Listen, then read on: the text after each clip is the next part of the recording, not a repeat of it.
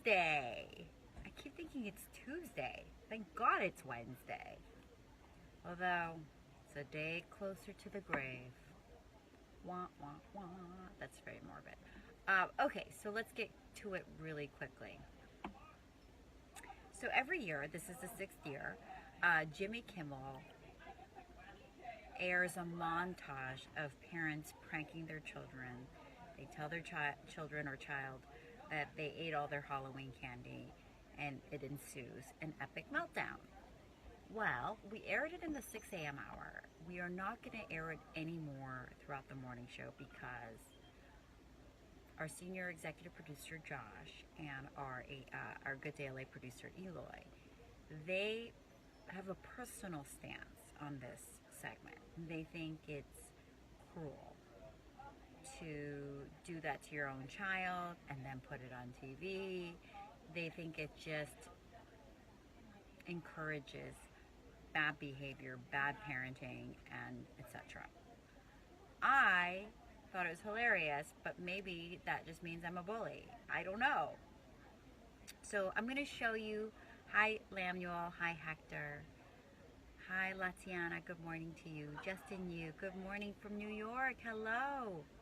I know that the temperature is starting to dip there, so I hope you stay cozy and warm today.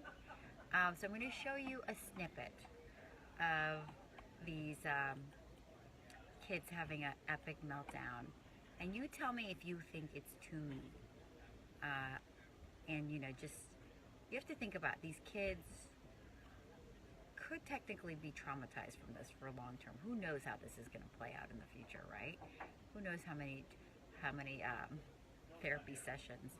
Anyway, so let me show it to you. This is the one.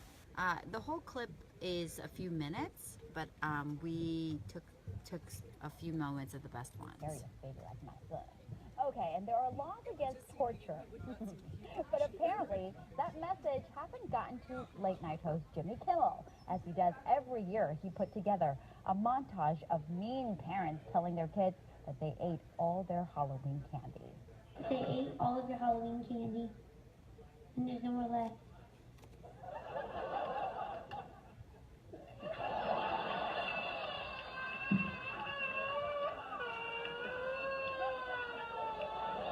Hi, Omar.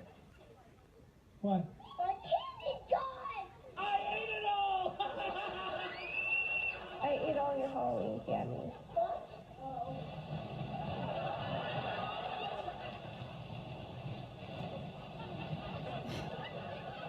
I ate all your Halloween candy. You're just joking. Nope, I ate it all.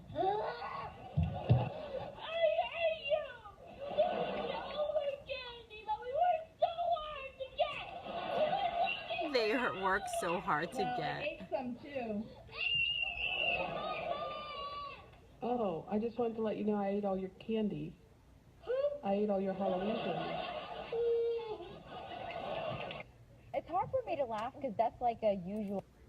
Anyway, so there is a divide in the newsroom. Of course, I lose because I'm not the boss, but my senior executive producer Josh just feels like that Halloween prank is just too mean, and could be. Hi Andrea. It is good in my world. I hope everything is well with you too. Hi Dara. Not mean. Well, we all play jokes.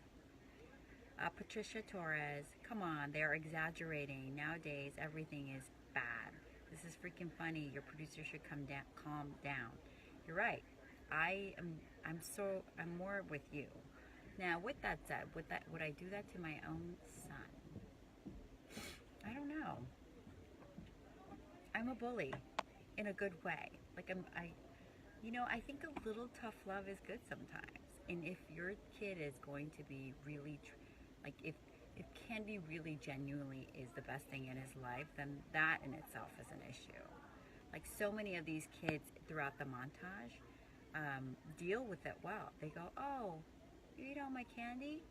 Well, maybe tomorrow we can go get more candy.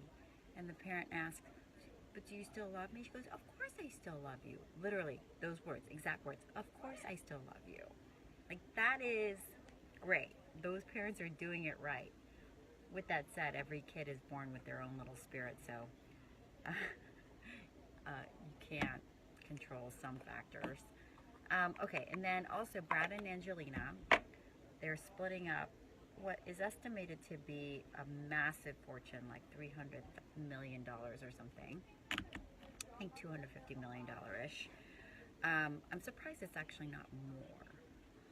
Because if you think about it, like, I think Justin Bieber's fortune is around $300 million. And Brad and Angelina, you know, they pump out these movies and, let's see. I want to get you the exact figure. And Brad Pitt. No. So it's interesting because they're now dividing up their fortune and assets, and they're actually making money, profiting in a way, because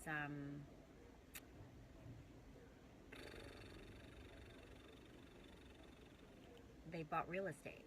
For example, they bought this 1830s Victorian home in New Orleans, in the French Quarter, which is so charming. If you have not been, do yourself a favor. Go to New Orleans and stay in the French Quarter, or at least visit. I mean, it is just spectacular.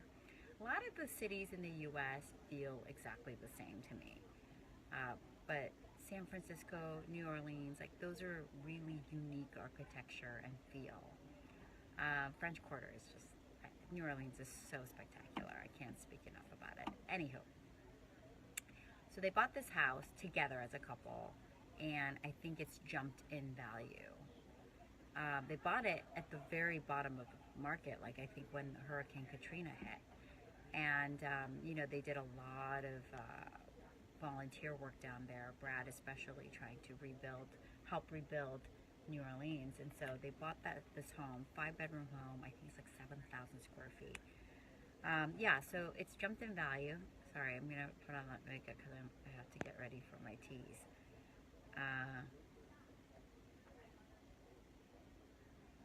How are you guys? Hi, Nayeli. Hi, Hector. Hey, did you guys also hear Janet Jackson? Radar Online is reporting that she's going to be naming her son Michael Brandon. Michael is obviously in honor of her late brother Michael Jackson, and then Brandon is Katherine Jackson, the mother, the matriarch of the family, had a child die. I think Marlon, her brother's twin, died at birth, and so that's in honor of him. Now, her husband is Muslim, so I hear that the child will have a Muslim first name, but Michael Brandon will be the middle names. So that's a nice little homage to Michael Jackson, I thought.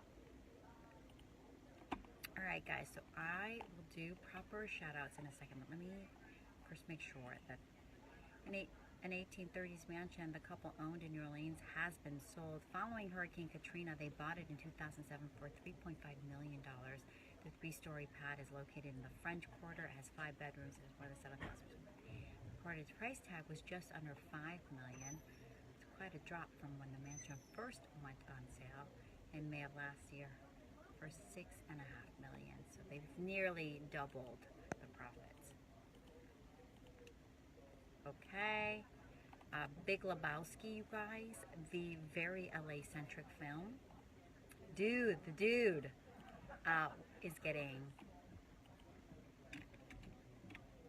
one of the most LA-centric film is getting a spin-off. Here's a hint. The dude. Also,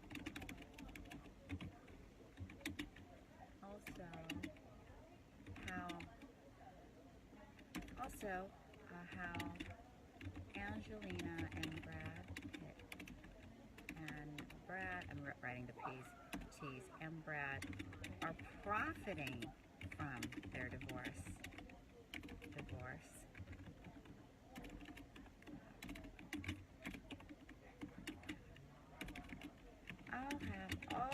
those details on the other side of the break. On the other side of the break.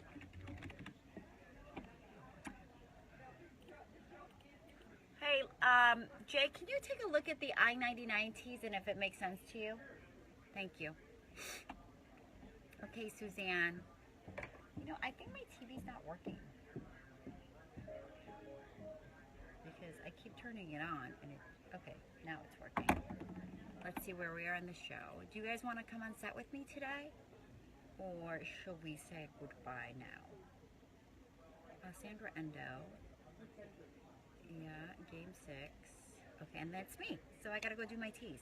You guys can come for the teas and I'm not gonna do my sunset because I think Steven or Roxia get annoyed sometimes. Does that make sense? Cool. Oh, okay.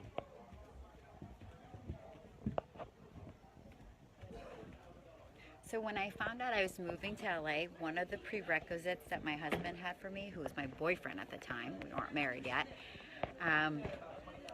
made me watch The Big Lebowski because the movie is so quintessential LA.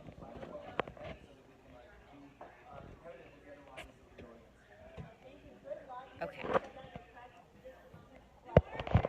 This is what the prompter, all these lights. Okay.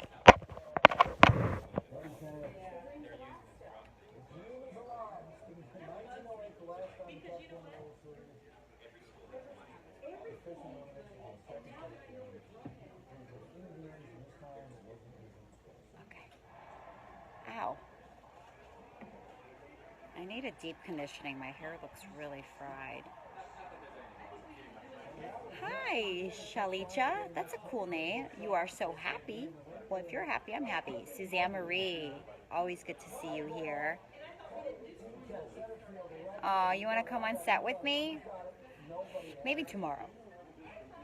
Oh, wait. You guys have been asking about my dress. It is a British company named Self Portrait. You know what's nice about it? It's got super padding in the boobs. So I'm like double padded. I'm wearing a padded strapless bra and padded dress. So if I'm looking rather voluptuous, it's all smoke and mirrors. You're welcome, Shalicha. Hi, Rick.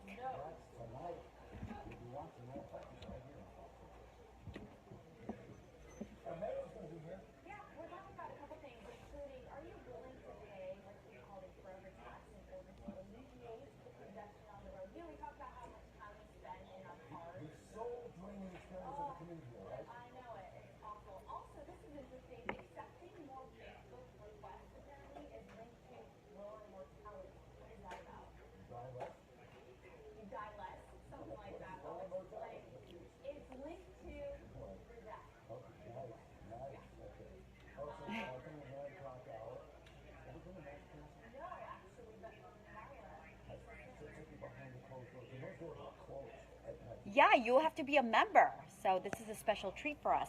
Okay, so one of the most LA-centric films is getting a spin-off. Here's a hint. The Dude. Also, how Angelina and Brad are profiting from their divorce. I'll have all those details and more on the other side of the break.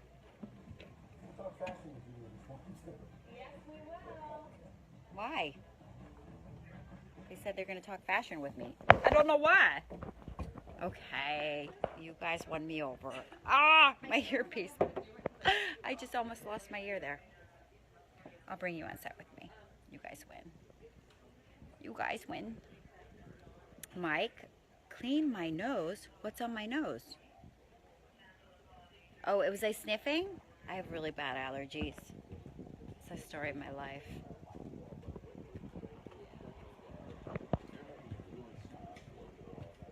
You know, the only place I didn't have really bad allergies was New York, which is so funny because you're like, it's a polluted city. But I guess the air quality is probably better in New York than it is here. Hi, Brandon. Oh, crap, I forgot to change my shoes. Okay. I have to really be quick here. I have to go get my shoes. I probably have 30 seconds. Probably have 20 shoes. I'm wearing shoes, but I'm wearing comfy shoes that I commute in.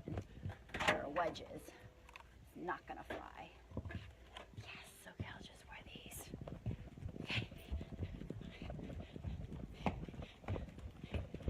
Okay, probably 15 seconds to get my shoes. Hi. Okay.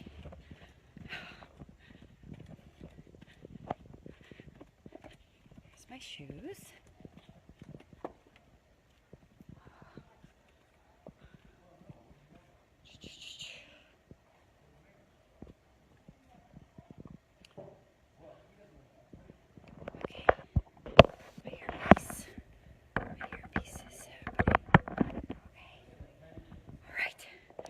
Made it.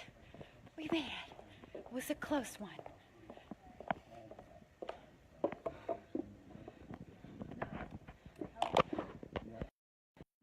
Morning, party people. Why? Oh, they're talking in their ear.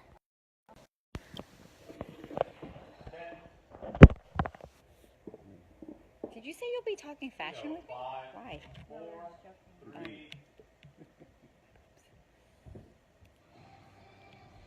Good morning and welcome back. 7:23. What do we have, Julie? We have a little power of real estate. Oh. Yeah. Okay.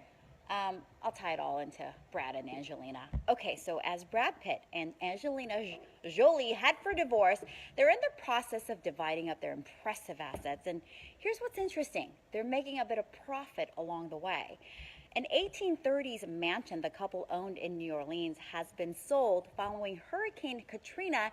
They bought it pretty much at the very bottom of the market price, right? In 2007, they bought it for $3.5 million. The 3-story pad is located in the French Quarter, which, if you have not been, is one of the most charming places in America. It has 5 bedrooms and it's more than 7,000 square feet. The reported price tag was just under $5 million. That's quite a drop from when the mansion was first listed for sale in May of last year for $6.5 million.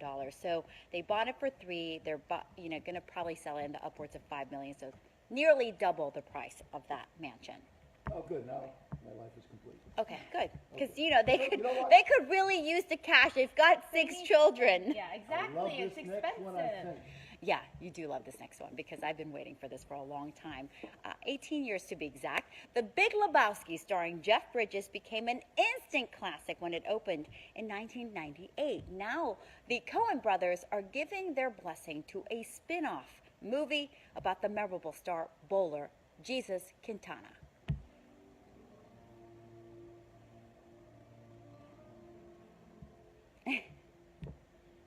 I love him. This character is so epic. John Turturro is once again playing Jesus, the bowler. The spin-off is based on a controversial French movie about 2 rebellious young men who get involved in crime as well as womanizing. Now we're getting our first look at the upcoming movie called Going Places. So John Turturro will write and direct. Joel and Ethan Coen gave Turturro permission to use the character, but they themselves are not involved in the project. Going Places opens next year, and not sure exactly who's going to all come back from the original cast. Well, you know what? Obviously, this is not a remake of one of the greatest movies ever. My top 10. Right. Lebowski. It's a cult. But Yeah, that Going cult Places favorite. is a great little movie with Gerard Depardieu. That character's not in it, so they're actually putting 2 things together here. That's right. Way to tie that all together Did for I us, tie it Steve. all Yeah, together? you did. I love that. I love your Thank you. dress. Thank you. Very nice. You just spilled coffee all over myself. It's coffee. It's coffee. Okay. Yes. All right. All right, moving on. The mayor's coming up. So we have a number of things to talk to him about, including, would you be willing to pay more in your property taxes, like $35 more a year, in order to help the homeless? Also, there's a big controversy about the Seabreeze development and a controversy about political contributions. We're going to talk to him about that as well.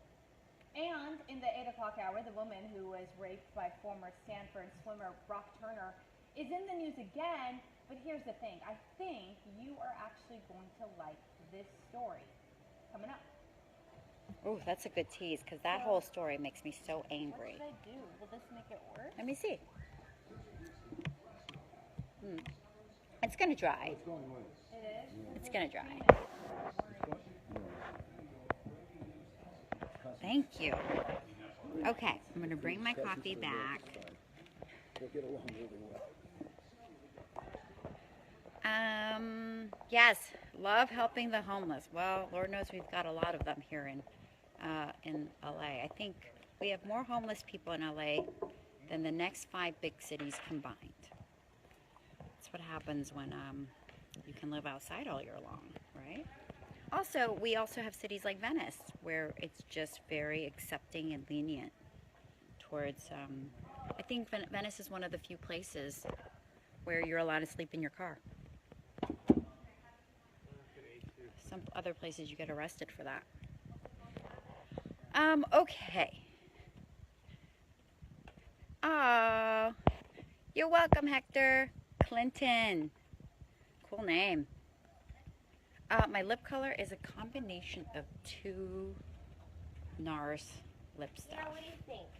I don't remember the color names off the top of my head, but to be honest, NARS makes me mad because they always discontinue stuff after you've fallen in love and you feel like it has to be a staple in your makeup box. They just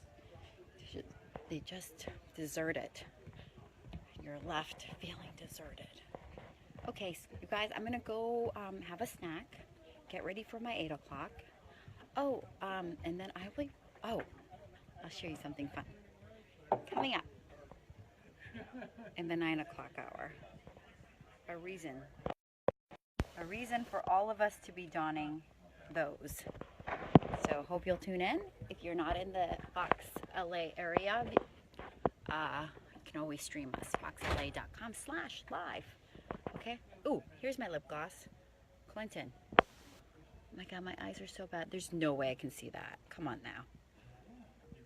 Forget it. I think I can read this one though. Valparaiso.